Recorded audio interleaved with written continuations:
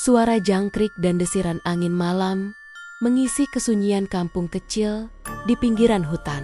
Rumah-rumah berjajar rapat, sebagian besar lampunya telah padam, menyisakan satu dua cahaya dari rumah yang masih terjaga. Salah satunya adalah rumah milik Pak Ustaz Rahmat, seorang guru ngaji yang dikenal taat dan sabar.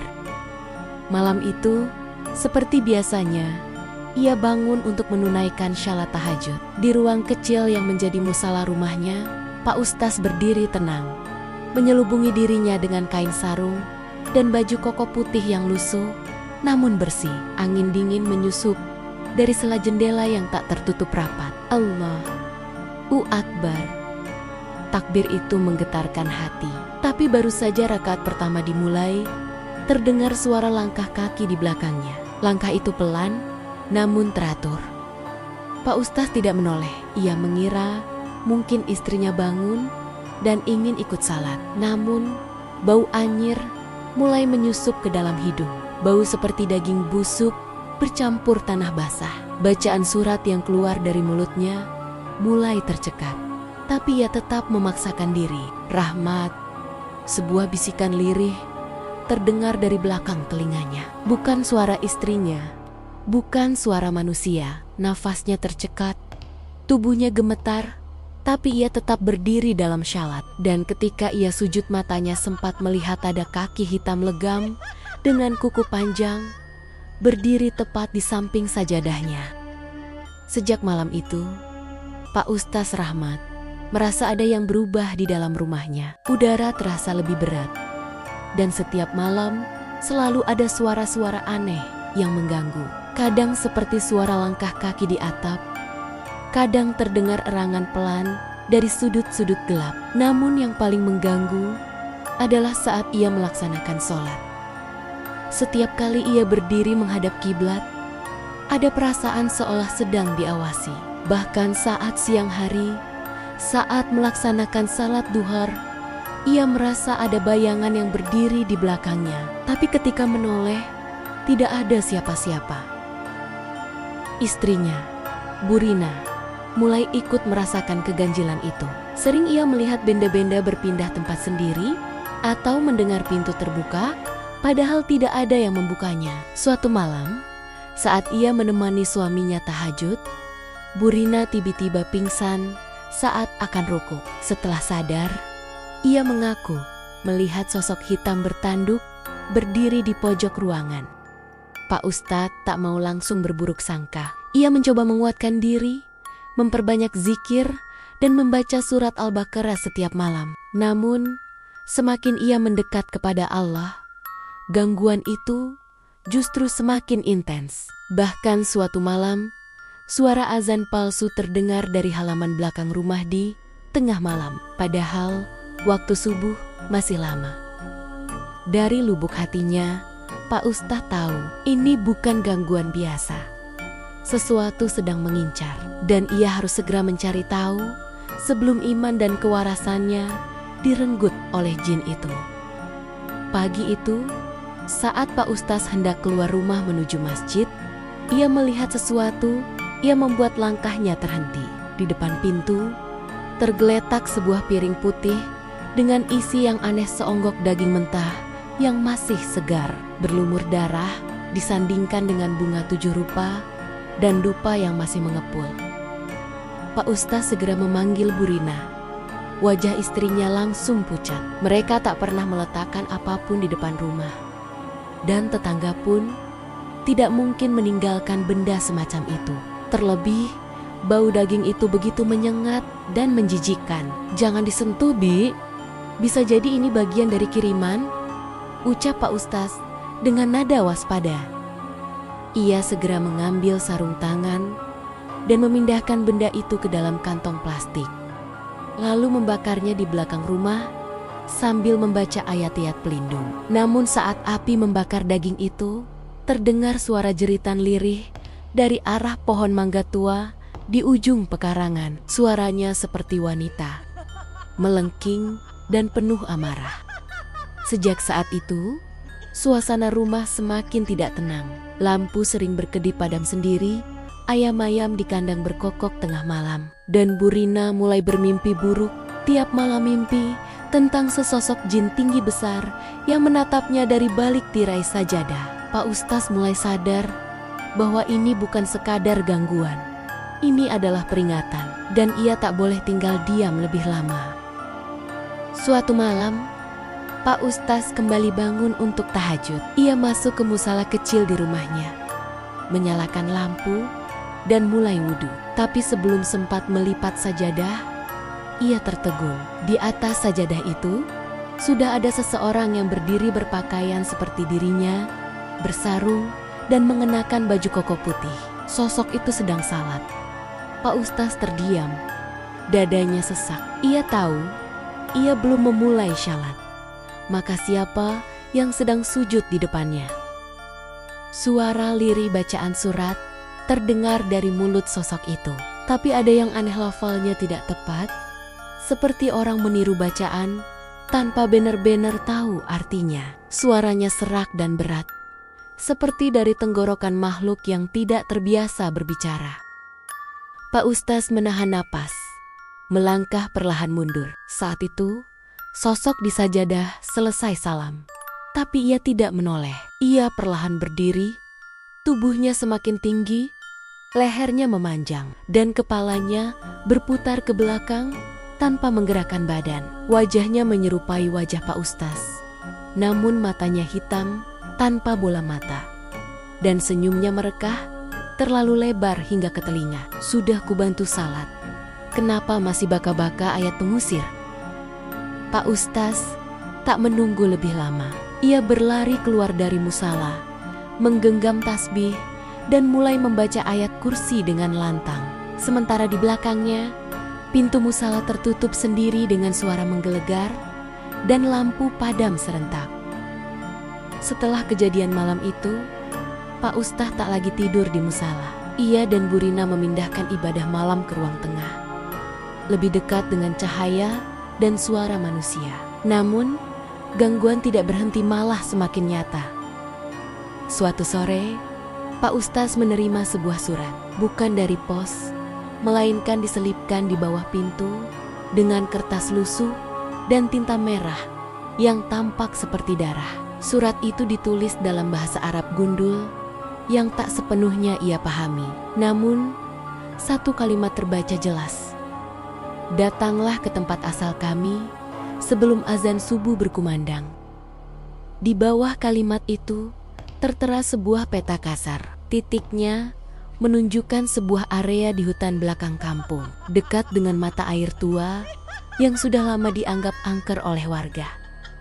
Pak Ustaz diliputi dilema. Ia tahu tak sembarang orang bisa menghadapi jin di tempat mereka berasal. Namun jika ini dibiarkan, keluarganya bisa jadi korban. Ia pun memutuskan untuk melakukan istikharah malam itu, meminta petunjuk.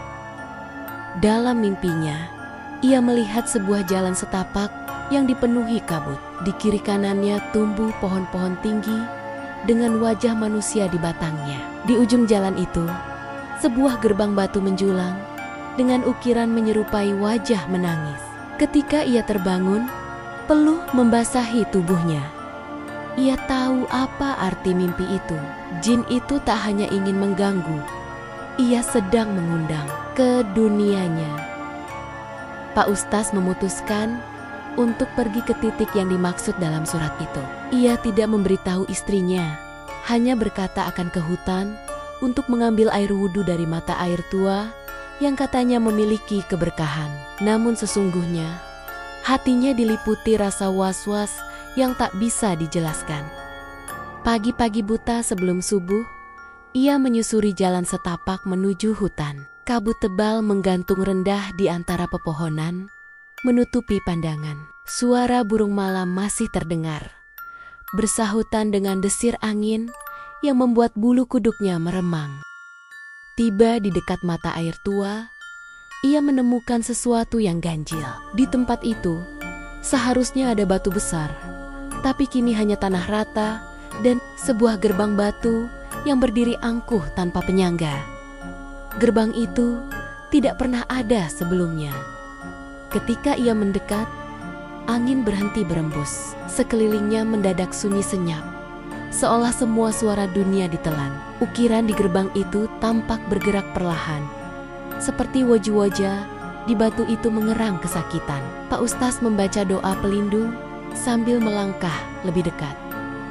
Tiba-tiba, tanah di bawahnya bergetar pelan. Gerbang itu bersinar redup dengan cahaya kehijauan. Dan dari balik gerbang, muncul siluet sosok tinggi besar. Tubuhnya dibalut kain lusuh, namun wajahnya disamarkan bayangan. "Selamat datang, Rahmat. Kami telah menunggumu." Pak Ustaz mundur satu langkah, tetapi tanah di belakangnya telah menghilang. Ia terjebak antara dunia nyata dan dunia jin. Sosok tinggi besar itu melangkah keluar dari gerbang. Tanah sekitarnya seperti membusuk setiap kali kakinya menyentuh permukaan. Matanya menyala merah, dan suaranya bergema seperti dari dasar sumur. "Kau melanggar perjanjian, Rahmat. Leluhurmu pernah memanggil kami. Kini giliranmu menunaikannya." Pak Ustaz terkejut. "Aku tidak pernah membuat perjanjian." Jin itu tertawa pelan. Suaranya menggetarkan udara. "Bukan kau, tapi buyutmu. Ia memanggil kami demi kekayaan dan kekuasaan. Sebagai gantinya, keturunannya harus menjadi pintu penghubung." Tiba-tiba, dari balik kabut, muncul bayangan hitam menyerupai manusia bermata merah, melata seperti anjing, dan terus mendekat. Mereka berjumlah puluhan, mengelilingi Pak Ustaz, membentuk lingkaran. "Dan engkau telah membuka gerbangnya dengan salat dan zikir yang salah tempat," ucap jin itu. Pak Ustaz sadar, gangguan yang ia alami bukan semata karena ibadahnya, tapi karena energi spiritual yang ia bangun justru menjadi jalan bagi mereka yang ingin masuk ke dunia manusia. Ia mencoba melawan. Ia berdiri, menengadah, dan membaca ayat kursi dengan suara lantang. Udara bergetar, beberapa bayangan hitam menjerit dan meleleh seperti lilin terbakar. Namun jin besar itu tidak bergeming. "Kau kuat, tapi kami sabar. Kami akan datang lagi, lewat istrimu atau anak-anakmu nanti." Lalu semuanya menghilang. Kabut tersibak, gerbang menghilang, dan Pak Ustaz terjatuh lemas. Napas tersengal. Perjanjian telah dibuka kembali dan waktunya belum selesai. Sejak kejadian di hutan, Pak Ustaz Rahmat menjadi pendiam. Wajahnya sayu, tubuhnya mudah lelah, dan matanya sering menatap kosong ke arah pintu. Bu Rina khawatir, tapi sang suami hanya berkata, "Mereka belum selesai." 3 malam berturut-turut, Pak Ustaz bermimpi yang sama. Dalam mimpinya, ia berdiri di padang pasir luas dengan langit merah darah. Di hadapannya, sebuah masjid tua menjulang, tapi bangunannya runtuh separuh. Dan dari dalamnya, terdengar suara tangisan bayi bercampur jeritan wanita. Di malam keempat, suara dalam mimpinya berubah menjadi jelas. "Carilah makam orang alim yang dizalimi. Di sanalah pintu mereka tertutup." Keesokan paginya, Pak Ustaz mengunjungi seorang kiai sepuh yang tinggal di pesantren tua di kaki bukit. Kiai itu terdiam lama ketika mendengar ceritanya, lalu berkata, "Dulu, di tanah kampung kita ada seorang ulama yang dibunuh karena menolak bekerja sama dengan penyembah jin. Makamnya tersembunyi, tapi keberkahannya masih kuat. Mungkin itu yang dimaksud mimpimu." Petunjuk itu menjadi harapan. Jika memang ada tempat yang bisa menutup pintu antara dua dunia, ia harus menemukannya. Malamnya, ia kembali bermimpi kali ini. Jalan menuju makam itu terlihat di balik surau tua yang sudah ditinggalkan, di bawah pohon beringin besar. Ia bangun dengan tubuh gemetar. Waktu mereka semakin sempit, jin-jin itu mulai mengganggu warga kampung lain. Lewat mimpi, bisikan, bahkan penampakan, ia harus bertindak sebelum semua jadi korban. Pagi-pagi buta, Pak Ustaz Rahmat pergi ke arah utara kampung, tempat surau tua yang telah lama ditinggalkan berdiri. Bangunan itu kini lapuk, atapnya bolong, dan kayu-kayunya dimakan rayap. Banyak warga menghindarinya karena diyakini angker. Sering terdengar suara azan dari dalam, padahal tak ada siapa-siapa. Namun Pak Ustaz tidak gentar. Ia membawa sajadah, Al-Quran kecil, dan sebotol air ruqyah. Hatinya berdebar, tapi langkahnya mantap. Sesampainya di sana, udara terasa jauh lebih dingin. Angin bertiup tanpa arah, membawa bau bunga melati dan amis darah. Di balik surau, berdiri pohon beringin tua yang menjulang tinggi, akarnya menyembul seperti ular tidur. Dengan hati-hati, ia berjalan memutari batang besar itu. Di sisi utara pohon, tanahnya terlihat berbeda lebih hitam, seperti pernah terbakar. Di sanalah ia mulai menggali dengan tangan kosong, membaca doa tiada henti. Setelah setengah jam menggali, tangannya menyentuh sesuatu batu nisan kecil yang tertutup tanah dan lumut. Tertulis dengan samar, "Hamba Allah, Syekh Abdul Rauf, wafat dibunuh 1871. Begitu nama itu terbaca, tanah bergetar pelan. Awan menggelap, dan dari balik batang pohon muncul 3 bayangan hitam dengan wajah kosong. Mereka mengerang bukan dengan suara, tapi dengan rasa benci dan dendam. Pak Ustaz tak mundur. Ia duduk di sisi makam, membuka Al-Quran, dan mulai membacakan surat Yasin. Suara bacaannya menggema, semakin keras, semakin lantang, dan bayangan-bayangan itu mulai memudar, seolah terserap ke dalam tanah. Makam itu ternyata bukan sekadar kubur tapi benteng terakhir antara dunia jin dan manusia. Malam harinya, Pak Ustaz kembali ke makam Syekh Abdul Rauf untuk menyempurnakan ritual penutupan gerbang gaib. Berdasarkan petunjuk sang kiai sepuh, pintu antara alam jin dan manusia hanya bisa ditutup dengan niat suci dan pengorbanan dari keturunan perjanjian sebagai bentuk tebusan atas dosa masa lalu. Ia pun mempersiapkan diri, mandi, salat taubat, dan membaca wirid sepanjang malam. Burina, yang mulai merasakan beban yang sama, hanya bisa menangis dalam diam, memohon agar suaminya tidak sampai celaka. Tepat tengah malam, Pak Ustaz memulai prosesi. Di depan makam, ia membaca doa-doa penutup alam. Diselingi ayat-ayat ruqyah, angin tiba-tiba berhenti berembus. Suara-suara dari hutan mendadak hilang, bahkan jangkrik pun terdiam. Langit di atas pohon beringin terbelah sejenak, memunculkan pusaran kabut hitam pekat dari dalamnya. Jin tinggi besar itu muncul kembali, disertai gerombolan makhluk menyerupai bayangan manusia dengan wajah melolong. "Kau ingin menutup pintu, tapi belum membayar." Pak Ustaz berdiri tegar, memegang Al-Quran dengan erat. "Aku bukan datang untuk menyuap atau menyerahkan keturunan. Aku datang untuk menebus dosa nenek moyangku.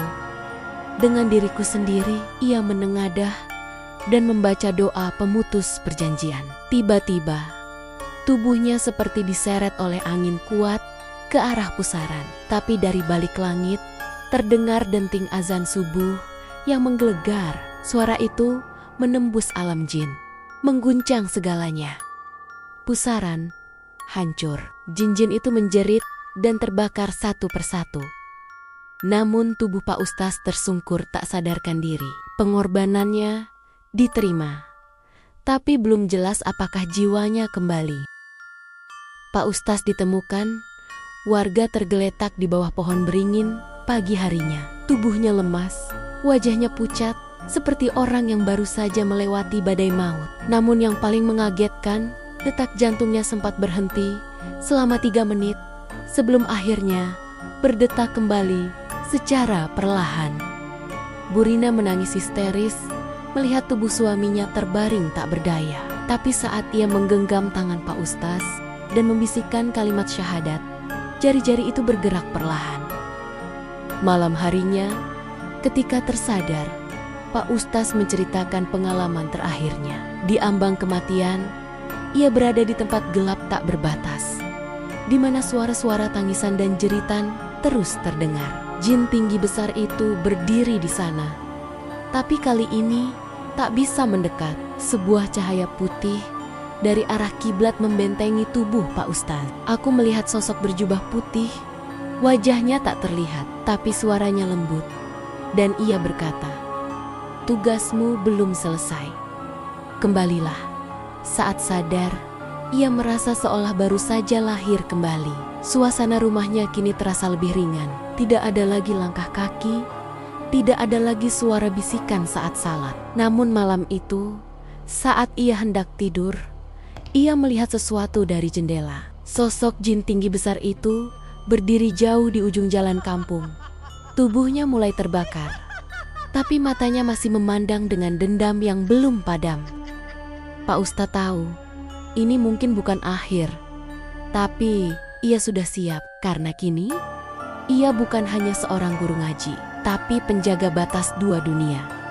Beberapa minggu berlalu, sejak peristiwa di makam Syekh Abdul Rauf, kampung menjadi lebih tenang. Gangguan aneh perlahan menghilang, dan suasana malam kembali seperti biasa hening, tapi damai. Namun bagi Pak Ustaz Rahmat, ketenangan itu bukan berarti akhir dari segalanya. Ia mulai mencatat semua pengalamannya dalam sebuah buku kecil tentang jin, tentang perjanjian leluhurnya, dan tentang bagaimana salat yang khusyuk bisa menjadi senjata sekaligus pintu yang salah bila tak dijaga. Buku itu ia simpan rapat di dalam laci, hanya boleh dibuka oleh penerus yang memang dipilih. Suatu malam, Pak Ustaz memandangi anak bungsunya yang sedang tertidur. Dalam mimpinya malam itu, ia melihat anak itu berdiri di tengah kabut, dikelilingi bayangan hitam. Namun berbeda dengan dirinya dulu, anak itu menggenggam sebuah tongkat bercahaya dan membaca doa dengan suara yang mengguncang tanah. Ia terbangun dengan peluh dingin. Hatinya bergetar. Mungkinkah anaknya akan menjadi sasaran berikutnya? Ataukah ia yang akan menjadi pelanjut penjaga batas? Bu Rina menyarankan untuk pindah dari kampung. Namun Pak Ustaz menolak. Kita tidak lari dari takdir. Kita berdiri dan menjaga agar orang lain tak jadi korban. Di balik rumah, pohon beringin besar masih berdiri. Diam, tapi akarnya terus tumbuh, perlahan merambat mendekati tanah rumah mereka. Pak Ustaz tahu ini hanya jeda, dan suatu saat warisan gaib itu akan kembali menuntut. Angin malam kembali berembus lembut, menyusuri sela-sela dedaunan. Di rumah kecil yang terletak di ujung kampung, lampu musala menyala temaram. Pak Ustaz Rahmat duduk sendiri di atas sajadahnya. Tubuhnya berselimut sarung, wajahnya khusyuk menatap ke arah kiblat. Ia baru saja menyelesaikan rakaat terakhir tahajud. Namun tak seperti dulu, kini tak ada lagi bisikan, tak ada bayangan hitam, tak ada bau anyir menyusup dari sudut ruangan. Hanya keheningan suci yang memeluk dirinya. Sambil menggenggam tasbih, ia berdoa lirih, "Ya Allah, lindungilah kami dari tipu daya makhluk yang Kau ciptakan sebagai ujian. Teguhkan iman kami, kuatkan hati kami." Di luar, pohon beringin tampak tak lagi menebar hawa mencekam. Tapi dari balik rimbun daunnya, sesekali terdengar desir angin yang menyerupai bisikan seakan mengingatkan bahwa mereka belum sepenuhnya pergi. Pak Ustaz paham, gangguan bisa muncul kapan saja. Tapi kini, ia tidak lagi takut. Ia tahu bahwa selama hatinya tetap terpaut pada Allah, tidak ada jin sekuat apapun yang bisa meruntuhkan pertahanan rohani seorang mukmin. Malam itu, bintang-bintang terlihat lebih terang, dan di bawah cahayanya, seorang penjaga tak terlihat tengah menjaga batas dua dunia dengan doa sebagai tameng dan iman sebagai senjata. Karena dalam salat yang tulus, jin pun tak mampu menembus.